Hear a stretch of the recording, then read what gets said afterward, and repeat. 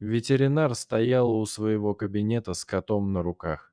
Вид у врача был расстроенный и даже немного растерянный, так же выглядел и кот, рот которого был постоянно открыт. Неподалеку стояла женщина. Лена поинтересовалась у врача, что случилось, и оказалась еще одним участником этой истории. Женщина оказалась владелицей кота, которого она принесла в клинику на усыпление. Кот выглядел очень плохо, было понятно, что он травмирован не случайно, скорее всего его били и делали это не раз. Ветеринар пыталась объяснить женщине, что кота можно вылечить и не стоит идти на такие крайние меры, как усыпление, а хозяйка настаивала на своем, утверждая, что Кузе уже 10 лет и он ей не нужен. Кроме того, она говорила, что раз в год кто-то поступает с ним таким образом, учит, как объяснила сама женщина. Лена засняла кота на видео и отправила его мне, сказав, что для решения есть лишь несколько минут. Я сразу поняла, что кота надо спасать, и не только от смертельного укола, но и от нерадивой хозяйки. Слушая объяснения хозяйки кота, мне тяжело было понять, как же должен деградировать человек, чтобы нести такую чушь.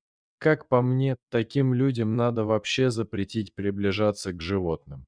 Кузя жил у нее 10 лет, и я уверена, что каждый этот год был для него мучительным.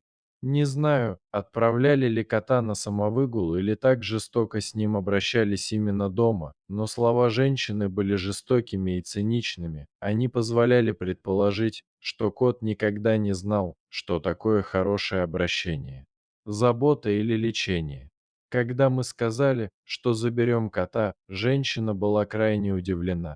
Она никак не могла понять, зачем нам надо пожилое животное, и отговаривала нас, рассказывая, что Кузя очень привередлив в еде, не умеет ловить мышей и вообще очень несамостоятельный в силу отсутствия зубов и преклонного возраста. Все это время Кузя лежал на руках у волонтера, слизывая паштет с его пальца, поскольку зубов для того, чтобы жевать, у кота не было. До последнего женщина пыталась убедить нас, что все, что можно сделать, усыпить кота, при этом она полностью игнорировала выводы ветеринара и наши доводы. Когда нам удалось убедить ее отдать Кузю, женщина потребовала наши номера телефонов и угрожала, что будет нам звонить и требовать отчета о том, как поживает кот. Мы дали ей свои номера и взяли ее, он тут же отправился в черный список.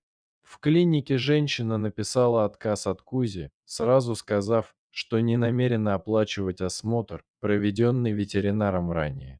Эта история очень печальна, ведь становится ясно, что все 10 лет жизни кота ему было непросто, а в конце пришлось еще и 4 дня лежать на кровати, без еды, воды и возможности двигаться. По крайней мере, именно это нам сказала его хозяйка, которая оставила животное одного на 4 дня, просто уехав из дома и даже не беспокоясь о своем питомце.